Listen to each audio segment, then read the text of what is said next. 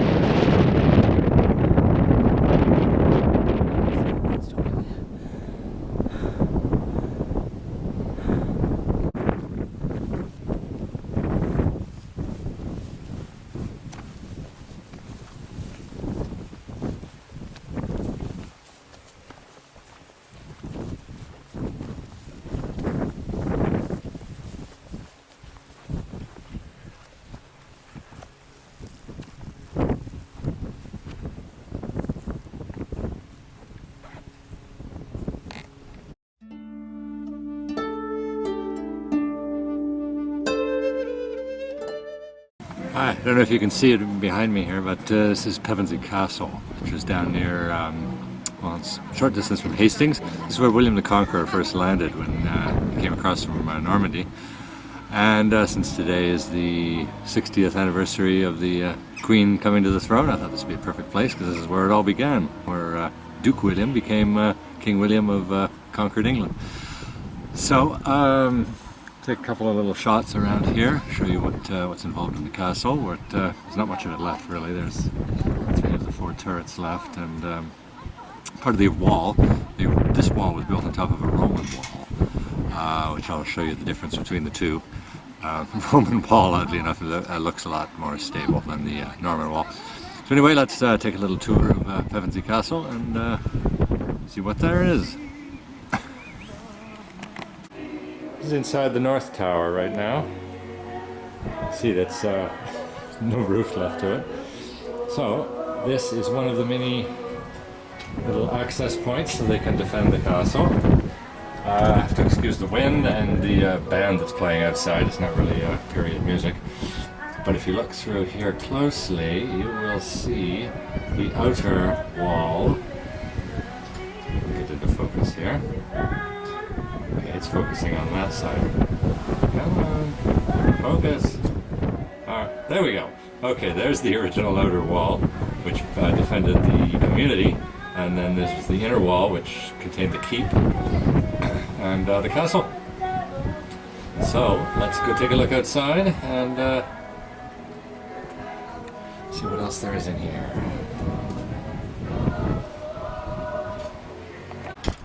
See the moat that surrounded the original moat, which is the hill that the keep was kept on top of. And again, there's the outer wall. You can see the outside walls, what's left of it. To be honest, I'm one of the early.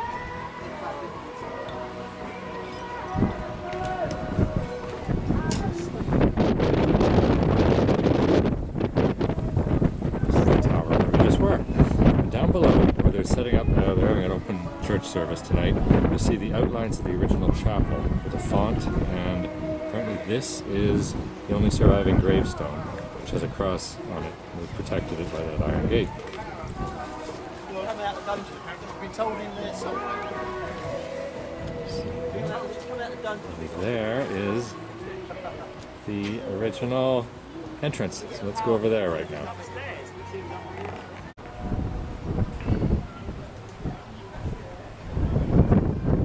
Now inside the tower that's beside the main gate. Again, it's pretty knocked down. It's been besieged I don't know how many times over the centuries, mostly during the medieval and Tudor times. And there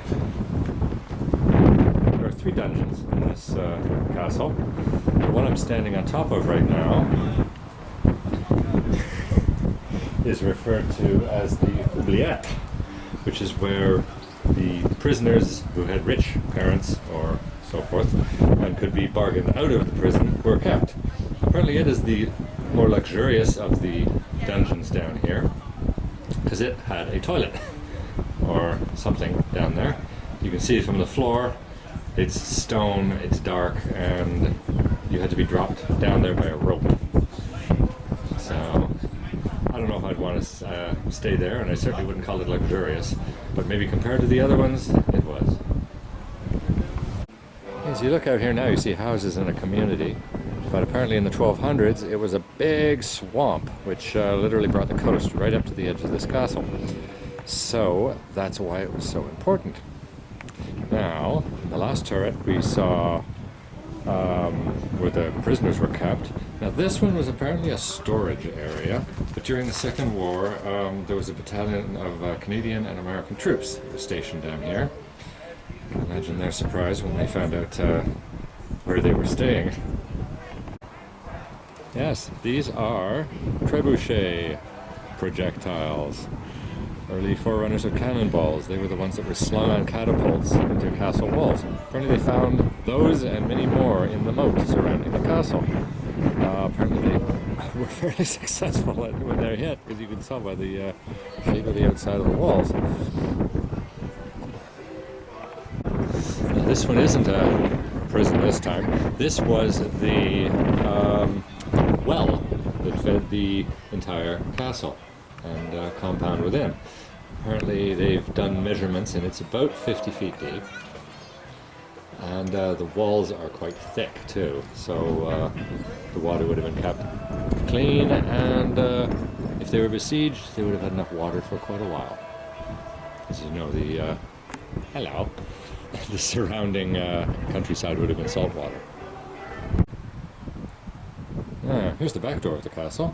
This would have led down towards the swamp and the beach area, or where any boats would have been launched. And it would have had a larger gate at this period. In fact, if you look closely, I'll see if I can find it here.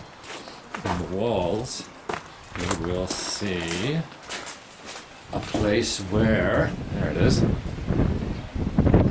a large timber would have been put in to lock a door. On the other side, unfortunately, is broken off. As you can see, it's mostly rock and limestone. The entire inside of this.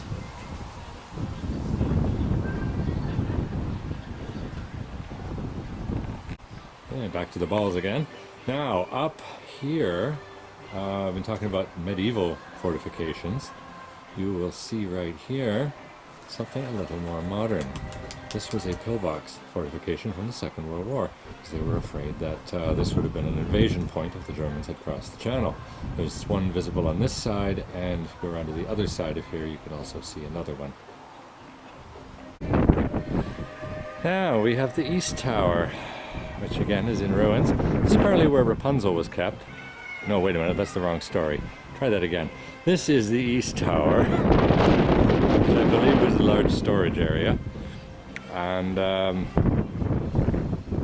would have been where, well, who knows? A lot of this they really weren't was down in here. They didn't even know how it would have looked in that area because there were drawings that have been found, at least up to this point. If you are looking at cabins, you'll probably recognize what these things are. Yes, they'd be supports. Actually, there was a going around the outside here, some sort of platform, and likely shops, maybe storage area, and then another floor above it, just to maximize the space, because really this isn't the biggest place in the world.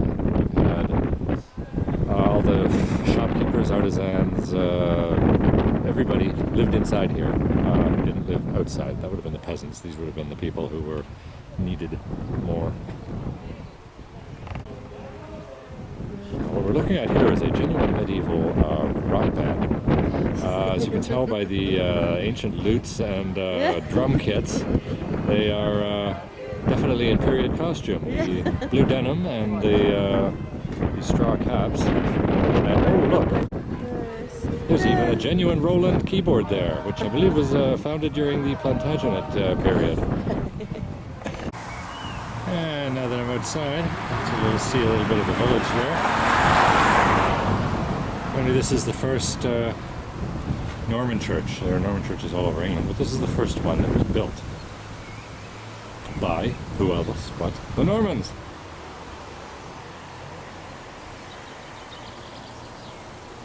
And the main street comes off from here. Of course there is construction. What do we have here? We have a couple of houses and the pub. There's always the pub.